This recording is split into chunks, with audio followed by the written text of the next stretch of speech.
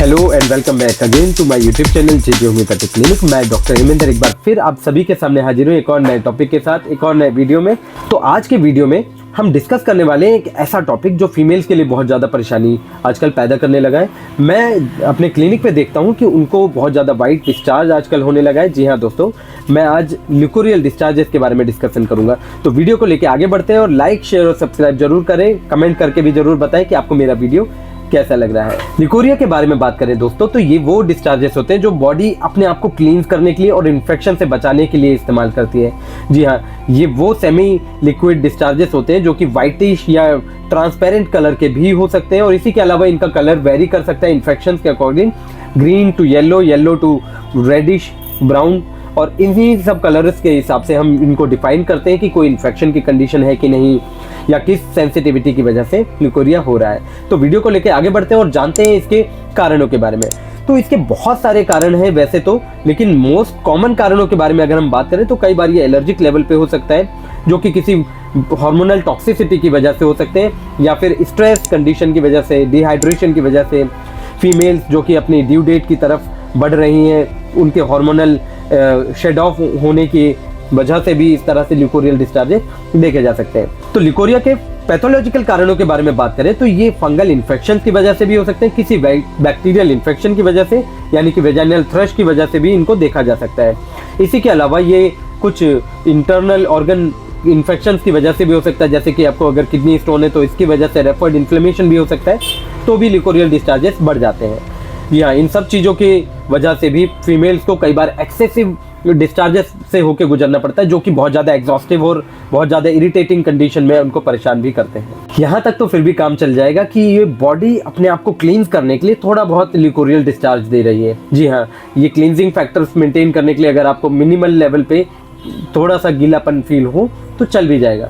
लेकिन अगर ये ल्यूकोरियल डिस्चार्जेस किन्हीं कारणों से बढ़ जाए, जो कि मैंने अभी आपके सामने डिस्कस किए कि बहुत सारे इन्फेक्शन की वजह से ये कंडीशन हो सकती है, इसी के साथ साथ बैक्टीरियल थ्रश की वजह से ये कंडीशन हो सकती है, तो ये ल्यूकोरियल डिस्चार्जेस इतने बढ़ जाते हैं कि इनके सिम्टम्स कई बार बहुत ज़्यादा परेशानी वाले हो जाते हैं। तो आगे सिम्टम्स के बारे में अगर हम डिस्कस करें तो फीमेल्स को वेजाइनल एरिया में यानी कि इंग्वाइनल एरिया में कई बार बहुत ज़्यादा बर्निंग के साथ ईचिंग फील होती है, गीलापन हमेशा बने रहता है।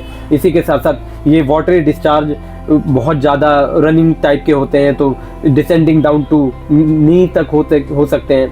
और इसी के साथ साथ ये बहुत ज़्यादा थिक हों तो ब्लैंड डिस्चार्ज की वजह से ये बहुत ज़्यादा स्मेल और ऑफेंसिव कंडीशन के साथ साथ बहुत ज़्यादा थिक लेयर भी क्रिएट कर लेते हैं। तो ये उनके कपड़ों पे भी उनको देखने को मिलता है कई बार दाग के रूप में। बहुत ज़्यादा इसके दाग अगर लगे तो कपड़े कई बार कोरोड भी हो जाते हैं, ये बहुत ज़्यादा एसिडिक भी हो सकता है। और इसी के साथ साथ ये बहुत ज़्यादा बैक पेन और एग्जॉशन बढ़ा देता है फीमेल्स के अंदर। जी हाँ, ये इतने ज़्यादा होने की वजह से फीमेल्स के अंदर एनर्जी का लॉस बहुत ज़्यादा होने लगता है और इसी के साथ साथ उनको चक्कर भी बहुत ज़्यादा आने लगते हैं, वजन गिरने लगता है। कई बार बहुत सीवियर केसेस के बारे में बात करें तो उनको यूटीआई की वजह से यूरिन में बर्निंग और यूरिन पास करने के समय पे बहुत ज़्यादा ब्लड उस यूरिन के साथ भी देखने को मिलता है कई बार। तो इस तरह की कंडीशन से अगर होके फीमेल्स को गुजरना पड़े तो उनके लिए ये बहुत ज़्यादा एग्जॉस्टिव कंडीशंस, फटीगफुल भी हो जाती है। जी हाँ, ये सारे ही सिम्टम्स उनको बहुत ज़्यादा एंजियस और डिप्रेस भी कर देते हैं क्योंकि ये रेगुलरली अगर उनकी कंडीशन के साथ रहा, क्योंकि कई बार क्रॉनिक कंडीशन में ये बहुत लंबे समय के लिए भी फीमेल्स के साथ देखा गया है। तो इतने लंबे समय तक अगर ये उनके साथ रह रहा है, फीमेल्स को अगर ये ल्यूकोरिया हो रहा है तो उसकी वजह से उनको सेक्सुअली भी बहुत ज़्यादा परेशानियां होने लगती हैं। ये डिस्प्रीनिया भी पैदा करता है। जी हाँ, इसके अलावा उसकी वजह से इनफर्टिलिटी भी कई बार फेस करने को होती है। फीमेल्स में कई बार इनफर्टिलिटी के सिम्टम्स भी देखे जा सकते हैं क्योंकि ये वेजाइनल डिस्चार्जेस स्पर्मेसाइडल भी होते हैं कई बार। तो अगर आपको आइडेंटिफाई करना हो कि ये ल्यूकोरियल डिस्चार्जेस हो क्यों रहे हैं तो आप कुछ टेस्ट से भी इसको डायग्नोज कर सकते हैं कि इसके पीछे कारण क्या है। तो पहला टेस्ट जिसको आप इन्वॉल्व कर सकते हैं वो है यूरिन रूटीन माइक्रोस्कोपी या फिर कल्चर सेंसिटिविटी टेस्ट। इन टेस्ट से आपको पता चलेगा कि आपके यूरिन में कोई इन्फेक्शन तो नहीं है या किसी तरह का बैक्टीरियल इन्फेक्शन, यीस्ट इन्फेक्शन या फंगल इन्फेक्शन तो आपको नहीं हो गया है। तो इसी के साथ साथ आप अगर इस तरह का कोई प्रॉब्लम आपको निकलता है तो आप अल्ट्रासाउंड करवा के भी आइडेंटिफाई कर सकते हैं आपके यूट्राइन लेवल पे या वेजाइनल लेवल पे कोई इन्फेक्शन आपको दिक्कत तो नहीं दे रहा। जी हाँ, कई बार इस तरह की कंडीशन यूट्राइन फाइब्रॉइड्स में देखी जा सकती है, पीसीओडीज में देखी जा सकती है या एंडोमेट्रियोसिस के केसेस में भी इस तरह के डिस्चार्जेस बढ़ जाते हैं। तो कोई भी पैथोलॉजिकल कंडीशन अगर आपको होगी तो इस टेस्ट से आपको आइडेंटिफाई करने में आसानी होगी। जी हाँ, और अगर इसके अलावा भी अगर आपको कोई कंडीशन है तो आप बाकी के जो सिम्टम्स हैं आप अपने डॉक्टर से, नियरेस्ट डॉक्टर से भी डिस्कस कर सकते हैं। किसी अच्छे होम्योपैथिक डॉक्टर से आपको डिस्कस करने में ये सारे ही सिम्टम्स अच्छे से समझने में भी आसानी होगी और इसी के साथ साथ आप इनको ट्रीट करने में भी काफ़ी लाभ ले पाएंगे। ये सारे ही सिम्टम्स जो आपके लिए बहुत ज़्यादा परेशानी वाले हैं, जो कि लिकोरियल डिस्चार्जेस के साथ साथ वीकनेस, बहुत ज़्यादा लथार्जी और इसी के साथ इरिटेशन, फटीग बहुत ज़्यादा बढ़ा रहे हैं, इन सब को कंट्रोल करने के लिए आपको कुछ मैनेजमेंट्स भी करने होंगे। पहले मैनेजमेंट के बारे में बात करें तो आपको बहुत ज़्यादा क्लीनलीनेस मेंटेन करनी होगी। जी हाँ, हाइजीन इसका सबसे पहला मैनेजमेंट है और यही सबसे ज़्यादा ज़रूरी भी है दोस्तों, क्योंकि यहाँ हम बात कर रहे थे सारे यूटीआई पीआईडीज़ के बारे में, जो कि किसी बैक्टीरियल इन्फेक्शन, फंगल इन्फेक्शन या फिर वायरल इन्फेक्शन की वजह से भी हो सकता है। तो इन सभी चीज़ों से बचने के लिए आपको अपने आप में बहुत ज़्यादा साफ़ सफाई रखनी बहुत ज़रूरी हो जाएगी। तो ये ऐसा करने के लिए आपको रोज़ाना नहाना ज़रूरी होगा और इसी के साथ साथ अपने वेजाइनल एरिया को क्लीन करने के लिए कोई भी ऐसा केमिकल प्रोडक्ट यूज़ ना करें जिसकी वजह से आपका वेजाइनल पीएच बिगड़ सके। जी हाँ, यहाँ पीएच की बात इसलिए कर रहे हैं क्योंकि ये भी एक तरह का सेंसिटिविटी क्रिएट करने के लिए रिस्पॉन्सिबल फैक्टर होता है। आपको शुगर डाइट भी कम करनी होगी। इसी के साथ साथ आपको स्पाइसेस का इस्तेमाल कम करना होगा, बहुत ज़्यादा तला भुना नहीं लेना है। इसी के अलावा पानी की मात्रा को आपको बढ़ा लेना होगा। ये बहुत छोटे छोटे मैनेजमेंट्स आपको अपनी लाइफ स्टाइल में ऐड करने होंगे जिनसे आपको बहुत ज़्यादा लाभ मिलेगा। अगर आप मेंस्ट्रुएशन से होकर गुजर रहे हैं और उसके दौरान आपको इस तरह के सिम्टम्स हो जाए तो आपको रेगुलरली कुछ इंटरवल्स पे अपने पैड्स को चेंज करना होगा। जी हाँ, इन सब से भी आपको वेजाइनल थ्रश के सिम्टम्स या फिर बैक्टीरियल ग्रोथ हो सकती है। तो इन सभी चीज़ों से बचने के लिए आपको रेगुलर पैड चेंजेस का मेंटेनेंस करना होगा। अब बारी आती है डिस्कस करने की कि इसको मैनेज करने के लिए क्या क्या चीज़ें हैं जो इसके लिए बहुत ज़्यादा लाभकारी हैं। तो 3 वो चीज़ें जो इसके लिए बहुत ज़्यादा ही लाभकारी हैं, जो आप अपने डेली लाइफ में इस्तेमाल करके लिकोरियल डिस्चार्जेस को कम कर सकते हैं। जी हाँ, तो सबसे पहला जो हमारा आज का इंग्रेडिएंट है, जो डाइट है, वो आपके लिए लाभकारी है और इसी के साथ साथ ये सुपर डाइट भी है। तो फेनुग्रीक सीड का पानी, जी हाँ, मेथी का पानी आपके लिए बहुत ज़्यादा ही लाभकारी है। ये आप रोज़ाना पानी में भिगो के छोड़ दीजिए और रोज़ाना सुबह सुबह खाली पेट में इसका सेवन कीजिए।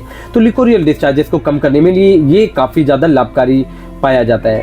जी हाँ, इसके अलावा आप बहुत अच्छे तौर पे गार्लिक के पानी का इस्तेमाल भी कर सकते हैं। आप लहसुन की 2 कलियों को पानी में उबाल दीजिए फोड़कर और उसके बाद उसको गुनगुना करके रोज़ाना दिन में 2 बार लीजिए। अगर आपको किसी भी तरह का इन्फेक्शन है और इसी के साथ साथ आपको बहुत ज़्यादा वेजाइनल पेन है, थ्रश के सिम्टम्स से आप होकर गुजर रहे हैं, तो ये लहसुन का पानी आपके लिए काफ़ी ज़्यादा हेल्पफुल होगा। तो ऐसा करने से आपको ये काफ़ी रिलीफ भी देगा। जी हाँ, अगला जो फ़ायदेमंद चीज़ है जिसको आप इस्तेमाल कर सकते हैं वेजाइनल थ्रश और लिकोरियल डिस्चार्जेस से बचने के लिए, वो है काली इलायची। जी हाँ दोस्तों, काली इलायची के इस्तेमाल से भी आप ये लिकोरियल डिस्चार्जेस कम कर सकते हैं। आप काली इलायची के सारे ही बीज निकाल के और चबा चबा के खाइए, ऊपर से 1 गिलास गर्म पानी रोजाना पी लीजिए। ऐसा आप 3 दिन के लिए कीजिए और तीसरे दिन ही आपको लिकोरियल डिस्चार्जेस में काफ़ी ज़्यादा लाभ देखने को मिलेगा। इसके अलावा भी अगर आपको फ़ायदा नहीं मिलता है और आपको परेशानी होती रहती है तो आप होम्योपैथिक दवाइयों के सेवन से भी लिकोरियल डिस्चार्जेस को रिकवर कर सकते हैं। तो पहली दवाई जिसके बारे में मैं बात कर रहा हूँ वो है अल्यूमिना 30 पोटेंसी। अल्यूमिना वाटरी डिस्चार्जेस के लिए काफ़ी अच्छी दवाई है और ये हर तरह के लिकोरिया में तो वैसे काम करता ही है, लेकिन अब अगर आपको इसके साथ साथ वीकनेस बहुत ज़्यादा हो रही है तो आप अल्यूमिना को दिन में 3 बार तक भी इस्तेमाल कर सकते हैं, 8-8 बूंद 1 चम्मच पानी में मिलाकर। इसके अलावा आप बोरेक्स का इस्तेमाल कर सकते हैं। अगर आपको पता नहीं चल रहा कि आपको किस तरह का वाइट डिस्चार्ज है तो आप कॉमन तौर पे बोरेक्स का इस्तेमाल करके भी लिकोरियल डिस्चार्जेस को रिकवर कर सकते हैं। इसके अलावा आप ट्रिब्यूलस टी का मदर टिंचर और इसके साथ साथ आप क्रियोजोटम का इस्तेमाल करके भी वाइट डिस्चार्ज में काफ़ी ज़्यादा लाभ ले सकते हैं। अगर फिर भी आपको किसी तरह की परेशानी से होकर गुजरना पड़ रहा है और आपको समझ नहीं आ रहा कि क्या करना चाहिए तो आप मुझसे भी डिस्कस कर सकते हैं आपकी सारी परेशानियाँ। मेरी सारी ही डिटेल्स आपकी स्क्रीन पे अवेलेबल है और इसी के साथ साथ मैं वीडियो को यहाँ समाप्त करता हूँ। मिलते हैं एक और नए टॉपिक के साथ एक और नए वीडियो में।